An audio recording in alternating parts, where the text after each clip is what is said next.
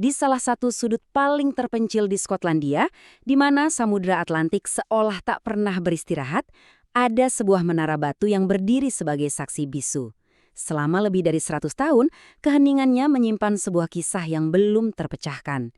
Ini adalah kisah tentang mercusuar yang lampunya tiba-tiba padam dan 3 penjaganya yang seakan lenyap di telan udara. Di Island Moor, James Ducat, Thomas Marshall, dan Donald MacArthur, mereka bukan cuma sekedar penjaga.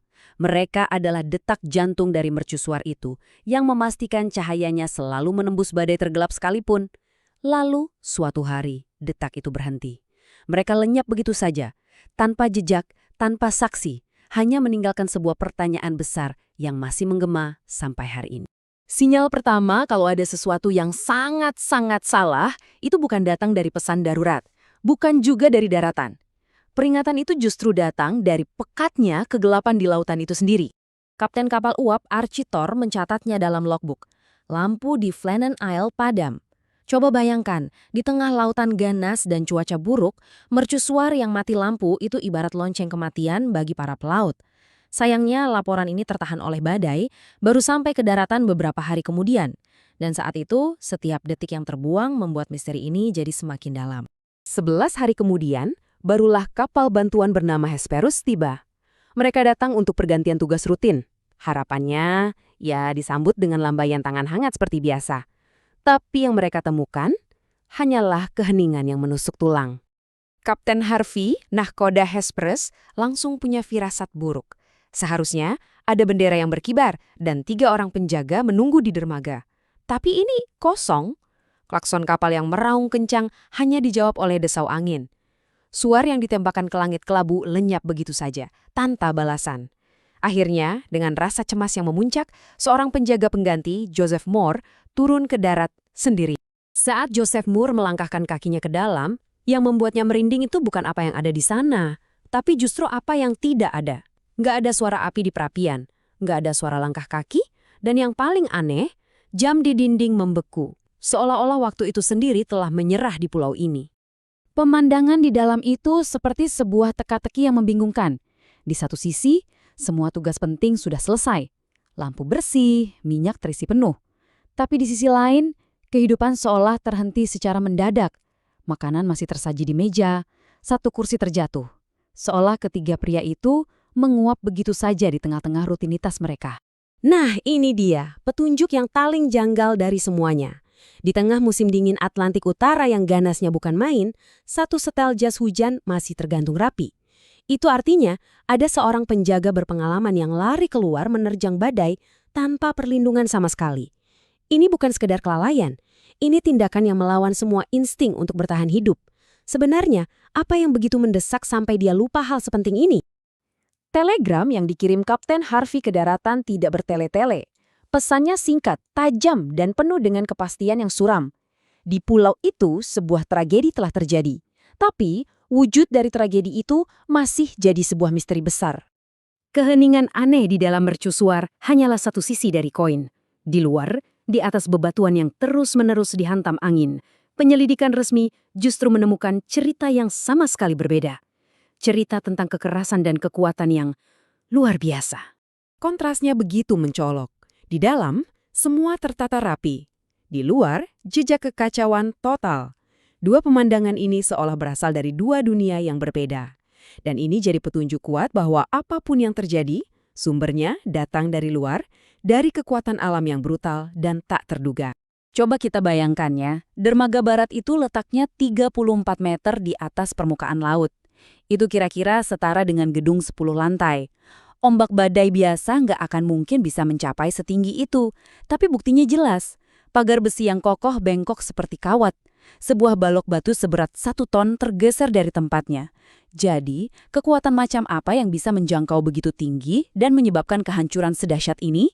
Nah, menghadapi kehancuran yang nggak masuk akal ini, penjelasan resmi yang muncul adalah sebuah teori yang pada masanya kedengarannya sama mustahilnya dengan cerita monster laut dari legenda kuno. Jadi, Robert Muirhead, sang penyelidik utama, mencoba merangkai semua petunjuk menjadi sebuah skenario. Dia berteori Ducat dan Marshall turun ke dermaga untuk mengamankan peralatan dari badai, Tiba-tiba sebuah dinding air raksasa muncul dari cakrawala. MacArthur yang melihat dari atas lari keluar tanpa mantolnya, mungkin untuk memberi peringatan, tapi semua sudah terlambat. Ketiganya ditelan oleh lautan. Perlu diingat, di tahun 1900, gagasan tentang gelombang monster atau rogue wave ini lebih sering kita temukan di cerita-cerita para pelaut ketimbang di buku-buku ilmiah. Mereka dianggap sebagai legenda lautan. Jadi teori Muirhead, meskipun terdengar logis, bagi banyak orang terasa seperti fiksi. Tapi, hampir seabad kemudian, di tahun 1995, kapal pesiar mewah Queen Elizabeth II dihantam oleh gelombang setinggi 30 meter di tengah Atlantik. Kaptennya menggambarkannya seperti tebing putih Dover yang datang dari kegelapan. Mitos itu terbukti menjadi kenyataan. Sains akhirnya membenarkan apa yang telah dibisikkan para pelaut selama berabad-abad. Jadi, terkadang energi dari beberapa gelombang kecil bisa bertemu di satu titik yang sama, lalu menyatu dan menciptakan satu dinding air raksasa yang dahsyat. Teori Muirhead yang dulunya terdengar fantastis, kini berdiri sebagai penjelasan yang paling logis dan, terus terang, paling menakutkan. Tapi, bahkan dengan penjelasan seilmiah rogue wave, beberapa detail kecil yang janggal rasanya menolak untuk tenggelam. Dan justru detail-detail inilah yang membuat misteri Flannan Isle tetap hidup sampai sekarang. Penjelasan yang rapi memang seringkali memuaskan ya, tapi jarang sekali mampu menjawab setiap keanehan. Dan dalam kasus Flannan Isle, keanehan-keanehan itu terus menghantui. Inilah pertanyaan-pertanyaan yang membuat kisah ini terus bergema. Cuacanya memang buruk, tapi apa benar cukup buruk untuk menciptakan gelombang setinggi gedung 10 lantai? Kenapa nggak satupun dari para veteran lautan ini menyadarinya datang? Dan yang paling mengganjal, kenapa lautan tidak pernah mengembalikan apa yang telah direnggutnya? Tentu saja, di mana ada kekosongan fakta, di situ spekulasi akan mengisi. Ada yang bilang mungkin terjadi perkelahian fatal di tepi tebing, ada juga yang karena termakan buku catatan palsu yang muncul bertahun-tahun kemudian, berbisik tentang monster laut atau bahkan mata-mata asing. Tapi semua itu hanyalah bayangan tanpa bukti. Pada akhirnya, kita selalu kembali pada penjelasan yang paling mungkin, meskipun bukan yang paling sempurna. Misteri Pulau Flannan ini sudah melampaui fakta-fakta sejarah. Ia telah menjadi bagian dari cerita rakyat, sebuah dongeng pengantar tidur yang kelam tentang dahsyatnya lautan dan rapuhnya manusia. Kisah ini telah diabadikan dalam banyak sekali karya, yang masing-masing mencoba mengisi kehampaan yang ditinggalkan oleh ketiga pria itu. Mungkin, tak ada yang bisa menangkap esensi misteri ini lebih baik dari seorang penyair bernama Wilfred Wilson Gibson. Puisinya, yang ditulis hanya 12 tahun setelah kejadian, seolah mengubah tragedi ini menjadi sebuah legenda, memastikan bahwa keheningan di Pulau Flannan akan terus terdengar hingga ke seluruh penjuru dunia. Pada akhirnya, mungkin inilah pesona abadi dari Flannan Isle. Ia adalah sebuah tempat di mana garis antara fakta dan imajinasi menjadi begitu kabur. Sebuah pengingat bahwa terkadang jawaban terbaik bukanlah kepastian yang kita temukan, melainkan pertanyaan itu sendiri yang terus menggema di dalam keheningan yang dalam.